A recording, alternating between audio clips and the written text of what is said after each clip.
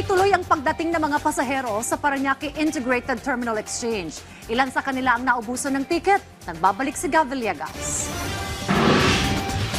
Papunta sana ng Baguio ngayong araw si Jeric para magbakasyon ngayong Pasko. Alauna ng hapon kahapon pa umalis si Jeric mula Sorsogon, ngunit kaninang umaga lamang siya nakarating ng terminal. Ayon sa kanya, nasiraan ang sinasakyan niyang bus sa bahagi ng Camarines Sur at inabot na 1 oras bago sila nakalipat ng ibang bus. Ng bus hindi gumagana, kaya nag-transfer kami sa ibang bus naman po. Kaya kami natatagalan po. So, bali ilang oras yung hinantay niyo bago kayo nakalipat? Mga 1 oras po. Tapos bali mabagal din po yung patakbo ng bus po. Bibili sana si Jeric ng kanyang ticket sa PITX papuntang Baguio, ngunit naubusan na siya dahil fully booked na raw ang mga biyahe.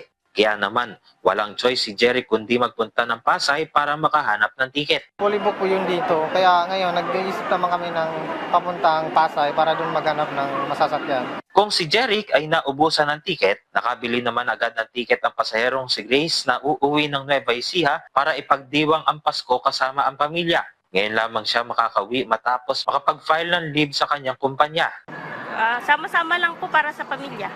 Ayon sa pamunuan ng PITX, aabot na sa halos 800,000 pasahero na ang mga nagtungo sa terminal simula pa noong December 19. Inaasahan na tinatayang higit 200,000 mga pasahero ang dadagsa sa terminal bukas. Tiniyak naman ng PITX na marami pa rin masasakyan ng mga biyahe ang mga pasahero patungo sa mga probinsya. Marami po tayong mga bus companies na nag-commit to add their supply.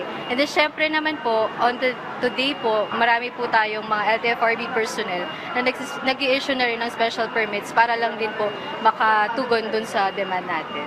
May paalala rin ang pamunuan ng PITX sa mga hahabol ngayong Christmas rush. Para sa mga pasahero po na habol, na babiyahe, baon po tayo ng konting pasensya lalo na po kung walk-in tayo na wala po tayong hawak na tickets. And then syempre para sa mga pasahero natin, marami pa rin po nagdadala ng mga sharp objects, flammable items.